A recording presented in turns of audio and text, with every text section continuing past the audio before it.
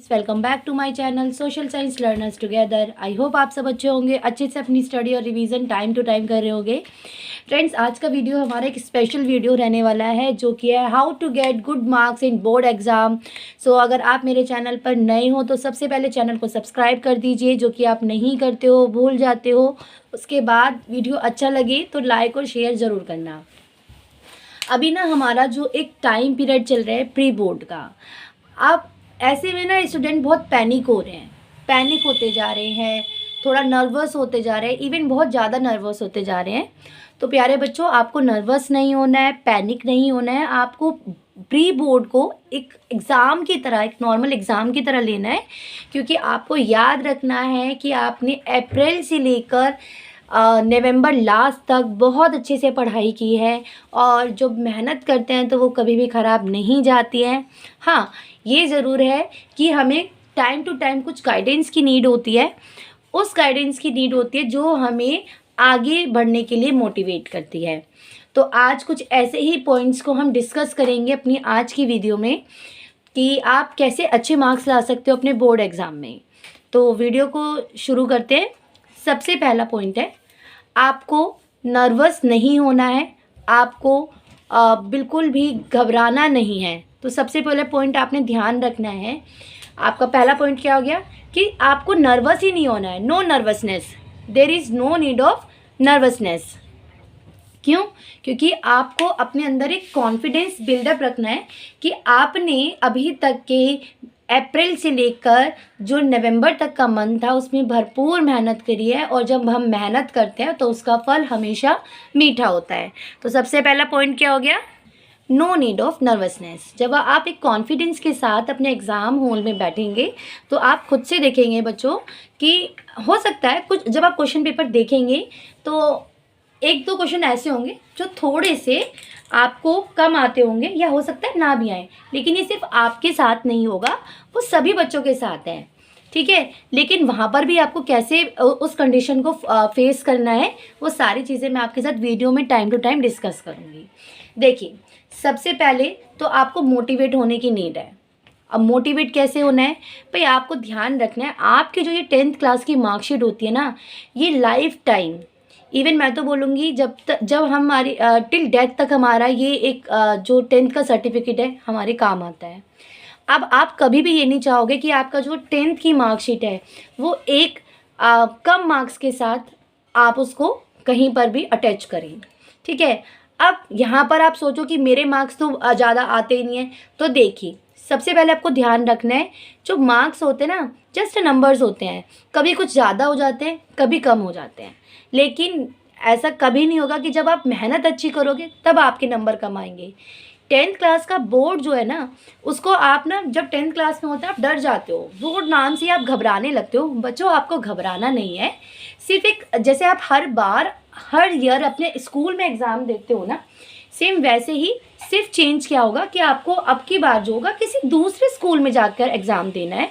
और जो बच्चे मेहनत करते हैं उनके लिए, चाहे उनका होम स्कूल हो या अदर स्कूल हो, उनको कोई इफ़ेक्ट इसका नहीं पड़ता है। उसके बाद सबसे पहली बात आएगी, आपको जब आप एग्ज़ाम हॉल में जाएंगे उससे 15 जब आप स्कूल जैसे मान लीजिए एग्ज़ाम हॉल में जाते हो, उससे पहले मैंने बहुत बार नोटिस किया है बच्चे नोट्स को पढ़ते रहते हैं, किताबों को पढ़ते रहते हैं। तो 15 और 30 मिनट्स पहले एटलीस्ट आपको अपने आप को बिल्कुल उन बुक्स को साइड रख देना है। यानी कि 30 मिनट्स पहले अब आपको कोई रिवीजन नहीं करनी है, आपको फ्रेश माइंड के साथ एग्ज़ाम रूम में एंटर करना है। सेकंड पॉइंट हमारा हो गया, enter with fresh mind in exam hall, ठीक है। देखिएगा, आप थोड़ी थोड़ी बातों को ना ध्यान रखना। आपका ना अभी जो सोशल साइंस का प्री बोर्ड है, आई थिंक आपका 20 को है, आप इसमें अप्लाई करके देखना। इवन सारे एग्ज़ाम में आपको इन चीज़ों को ध्यान रखना है, क्योंकि एग्ज़ाम से देखो कभी भी ना आप ध्यान रखना, जब हम नर्वस होंगे, घबरा रहे होंगे, जल्दबाजी में होंगे, हमें कभी भी चीज़ें याद नहीं होंगी, ठीक है। हमें चीज़ें कब याद होती हैं? जब हम उसको मन से करते हैं, फ्री माइंड से करते हैं, और फ्री माइंड से हमारे पास टाइम है फ्री माइंड से पूरे सिलेबस को रिवाइज करने का। उसके बाद आपका थर्ड पॉइंट आएगा कि जब आपको एग्ज़ाम हॉल में क्वेश्चन पेपर मिलता है, और क्वेश्चन पेपर को रीड करने के लिए आपको 15 मिनट्स मिलते हैं, उन 15 मिनट्स का आपको बहुत अच्छे से यूज़ करना है। अब 15 मिनट्स को स्मार्टली कैसे आपने यूज़ करना है, देखो इसको पहले तो जब हम पहले से अपने माइंड को बिल्कुल फ्री करके गए हैं, अब हमारे हाथ में आता है हमारा क्वेश्चन पेपर, जिसको हमें बहुत ध्यान से पढ़ना है। देखो इसमें ना ये 15 मिनट्स में जब आप अच्छे से रीड कर लेते हो तो आप लगा लीजिए जब आप अपना क्वेश्चन पेपर को सॉल्व करना, क्योंकि इस टाइम पीरियड में आप लिख नहीं सकते हो, तो वो वाला टाइम आपका बच जाता है सोचने वाला। इसमें आपको देखिए यहाँ पर ना आपके 1 मार्क के जो क्वेश्चन होंगे वो सॉल्व हो जाएंगे। आपको सिर्फ उनका जब आप क्वेश्चन कर लोगे, आपको जब 4 ऑप्शंस दिखेंगे, आपको करेक्ट आंसर जैसे ही पढ़ोगे आपको मिल जाएगा। सिर्फ आपको अब क्या काम होगा, आंसर्स को प्रॉपर लिखना होगा।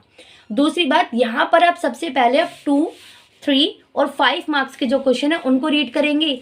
यहाँ पर आपको रीडिंग करने से ही क्लियर हो जाएगा कि कौन सा पोर्शन आपको ज़्यादा अच्छे से आता है। ठीक है, कौन से पोर्शन में, देखो ये आप हमेशा सोच के रखो बच्चों, सबको सब कुछ आए ये ज़रूरी नहीं है, लेकिन हाँ सबको जितना आता है ना वो बेस्ट है, ये ज़रूरी है। आप अभी के लिए ना अपना आपको इतना प्रिपेयर करो कि अगर आप एग्ज़ाम में मान लीजिए आपके 15 चैप्टर्स आ रहे हैं और आपके अभी 10 चैप्टर्स तैयार हुए हैं, तो आपको याद रखना है कि उन 10 चैप्टर्स को आपको इस तरीके से याद रखना है कि आपको वो चैप्टर से रिलेटेड कभी भी कोई क्वेश्चन पूछा जाए, कभी भी कोई पेपर करने के लिए आए, तो आप उनको एट द टाइम क्विकली उनको सॉल्व कर सकें। आपको उन चैप्टर्स को बहुत अच्छे से कर लेना है, क्योंकि अभी भी आपके पास 5 चैप्टर्स को करने के लिए एक टाइम पीरियड बचा है। क्योंकि देखिए दिसंबर में आपके प्री बोर्ड हो रहे हैं, अब आपके पास पूरा एक अच्छा खासा टाइम पीरियड होगा जनवरी में। और जनवरी में मेरी पूरी कोशिश रहेगी कि मैं डेली आपके साथ सब्जेक्ट रिलेटेड जो हमारा सोशल साइंस है उससे related each and every day कुछ वीडियो शेयर करती रहूँ, ताकि आपका सोशल साइंस में एटलीस्ट आप 90+ मार्क्स स्कोर कर सकें। ठीक है, यहाँ तक अब हमने पेपर को रीड कर लिया। 3 पॉइंट्स आ गए। सबसे पहले no need of nervousness, enter with fresh mind in exam hall, और थर्ड है यूज 15 मिनट्स स्मार्टली, जो कि हमने कर लिया। हमने क्वेश्चन पेपर में देखो इस 15 मिनट्स में आपको किसी से नहीं बातें करनी है, ना ही पूछना है, सिर्फ और सिर्फ अपने ऊपर कॉन्सेंट्रेट करना है। बच्चों इस प्री बोर्ड को ना आप बोर्ड की तरह दो। आप ये सोचो कि ये ना एक तरीके से आपका एक जैसे बोलते हैं एक ट्रेलर है कि आपने कितनी तैयारी कर लिया है। हम लोग ना प्री बोर्ड के माध्यम से देख पाते हैं कि हमें अभी और कितना इन्हेंस करने की अपनी प्रिपरेशन को नीड है। अब उसके बाद 4th जो हमारा पॉइंट आएगा कि अभी 15 मिनट्स पूरे हो चुके हैं और अब टाइम हो गया है कि अब आपको अपना आंसर जो है लिखना स्टार्ट करना है। यानी कि अब आपको जो राइटिंग टाइम है वो अलाउ हो गया है। वो कैसे बच्चों, अब आपको ध्यान रखना है कि जब आप लिखोगे तो पूरे कॉन्फिडेंस के साथ लिखना है। उस पोर्शन को आप उठाओगे जो आपको सबसे अच्छा आता है। ठीक है, जैसे कोशिश करना, बल्कि इवन मैं आपको बोलूँगी कि जो 5 मार्क्स वाले क्वेश्चन होंगे ना, आप उनको पहले करने की कोशिश करो। क्योंकि होता क्या है कि स्टार्टिंग में ना अगर हम 2 नंबर वाले क्वेश्चन उठा लेते हैं, मान लीजिए वो क्वेश्चन हमें बहुत अच्छे से आते हैं, तो उसमें हम अननेसेसरी लिखते जाते हैं, बहुत सारा लिख देते हैं जो कि लिखने की हमें नीड नहीं होती है। और इसकी वजह से हमारे आगे के पोर्शन के लिए, आगे के एग्ज़ाम के लिए हमारे पास टाइम की कमी हो जाती है। अब यहाँ पर देखो 2 नंबर में आपको 2 से ज़्यादा मिल ही नहीं सकते, लेकिन 3 to 5 में जहाँ पर आपके मार्क्स बढ़ने थे, वहाँ पर due to shortage of timing आपको पेपर आता भी था, लेकिन आपके पास पेपर को सॉल्व करने की टाइमिंग नहीं थी, तब आप वहाँ पर मात खा जाते हो। तो आपने याद रखना है कि अगर आपको 5 मार्क्स वाले क्वेश्चन बहुत अच्छे से आते हैं तो आप पहले वो पोर्शन अटेम्प्ट कीजिए। इवन अगर 5 वाला नहीं आता तो देख लीजिए 3 मार्क्स में आपको पूरे क्वेश्चंस आते हैं। अदरवाइज जैसे आप कंफर्टेबल हो, ऐसा कोई रूल नहीं है कि आपको 2 मार्क्स वाले या 1 मार्क्स वाले या 3 या 5 वाले मार्क्स वाले आपको अटेम्प्ट करने। आपको जो पोर्शन सबसे अच्छा आता है आप वो पोर्शन आप करोगे। सो हमारा नेक्स्ट स्टेप क्या है, solve the paper with confidence. अब ना ये अब आप सोचोगे मैम कॉन्फिडेंस ऐसे ही थोड़ी आ जाएगा। बच्चों देखो कॉन्फिडेंस को के लिए आपको खुद से मेहनत करनी है, और वो मेहनत तभी है जब आप चीज़ों को बार बार रिवाइज़ करेंगे। मैं आपको हमेशा बोलती हूँ, आप रिवाइज़ कीजिए, आप रिवाइज़ करेंगे, आप लर्न करेंगे, ऐसा कभी नहीं हो सकता कि आपकी मेहनत ख़राब जाए।